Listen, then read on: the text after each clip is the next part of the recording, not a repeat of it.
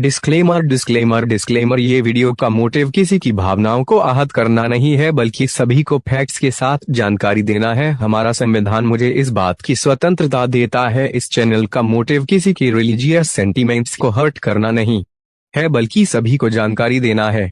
हुई हुई हुई वास्तविकता के साथ जागो। इस शराफत दुनिया में चीजें ऐसे नहीं चलती जैसे आप चाहते हो।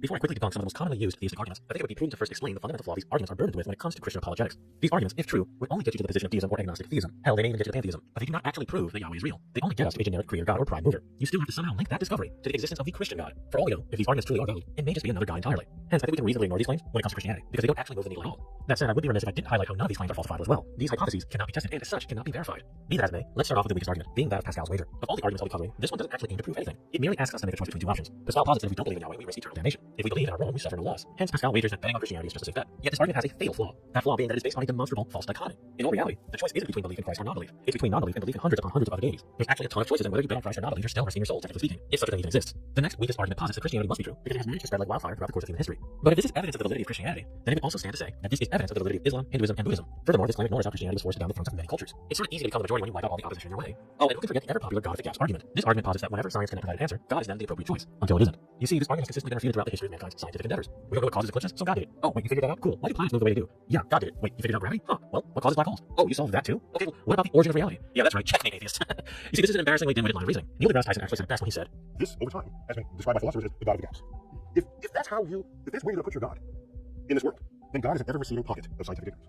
If that's how you're going to invoke God, if God is the mystery of the universe, these mysteries, we're tackling these mysteries one by one. If you're going to stay religious at the end of the conversation, God has to be more to you than just where science has yet to tread. the next argument is a fairly popular one among novice apologists and theists. The argument in question being the watchmaker analogy. This specific argument argues that if we were to find a watch in the wilderness, we would understand that it was not naturally made, but rather designed. It then takes this reasoning and applies it to nature. Our universe is complex and orderly, hence it appears to be designed. As such, it only makes sense to conclude that the universe has a designer. But there are a few notable issues with this argument. The first being that it posits that complexity necessitates a designer and or creator. If that truly is the case, then who designed and created God? God would be, after all, the most complex entity in existence if he were real. The next issue with this claim is that by understanding our universe, we can come to find out that it actually really isn't designed at all. Everything, as of yet, has a natural explanation. It may appear to be designed, but upon closer examination, it clearly bears the hallmarks of an organic bottom-to-top process. This is revealed to be overtly clear when we look at evolution, which is inherently a bottom-to-top process where the illusion of design exists but quickly evaporates upon deeper understanding. But what about the very laws of physics themselves? This brings us to the fine-tuning argument. In layman's terms, this argument posits that our universe seems to be finely tuned for life to exist. If the parameters of mass, temperature, density, curvature, space-time, energy, and the rate of universal expansion were any different, you and I would not exist. Hence, apologists argue that this fine-tuning is evidence of a designer or prime mover. Some even argue that the odds of us existing were so low at a universal level that our existence in light of these odds is proof of God's divine intervention. But there are a few problems with these arguments. The first being that we don't actually know if a different outcome was even remotely possible. We don't actually know the odds, and anyone telling you that they know is lying to you. But even if the odds are correct, one could then posit that any outcome is eventually possible if a multiverse exists, which is a concept for which we have more evidence than God. Then there's the reality of our universe itself. It actually isn't very hospitable to life. Black holes, gamma ray bursts, supernovas, rogue planets, comets, asteroids, solar storms, strange matter. There are plenty of ways for life to perish, let alone acknowledging how rare the conditions for life are as we know it. If the universe is finely tuned, it seems to be finely tuned to terminate life.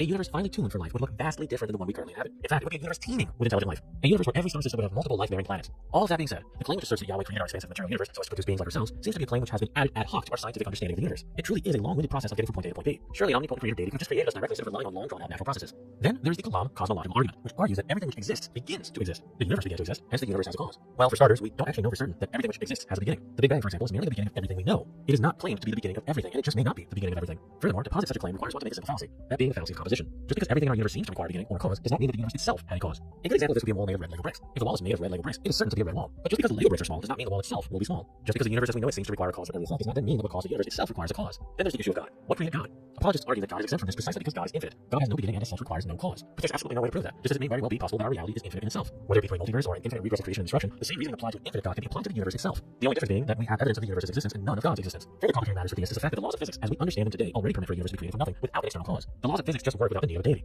Stephen Hawking and Lawrence Krauss both wrote about this in their books, and we even have mathematical proof that this is actually plausible. Last but certainly not least is the fact that this argument only proves the first cause, not that said first cause is necessarily God. That first cause could be, as everything else we've managed to observe in our universe, natural.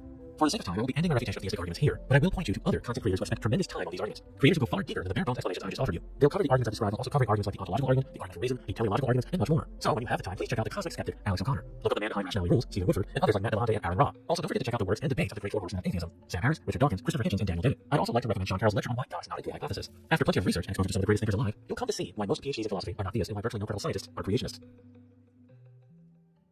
By now, you may have noticed that the Bible contains numerous claims that lack credibility. The book lacks narrative consistency. It exhibits moral deficiencies. It contains historical inaccuracies, and it demonstrates a clear lack of scientific understanding. Given these tremendous shortcomings, there is little reason to take its metaphysical assertions seriously, as it fails to provide a proper explanation for our actual reality. Even the most common and persuasive theistic arguments do not adequately support belief in Yahweh or Christ as well. As such, it is rather clear that Christianity is no different than Greek mythology or Norse mythology with regards to the validity of said belief systems. And it's time that we start accepting this objective observation of reality, so that we may move forward with actual scientific, social, and moral progress. We ought to base our beliefs on reason and evidence, not on blind faith and wishful thinking. Christ is not your savior, and Yahweh is not your creator.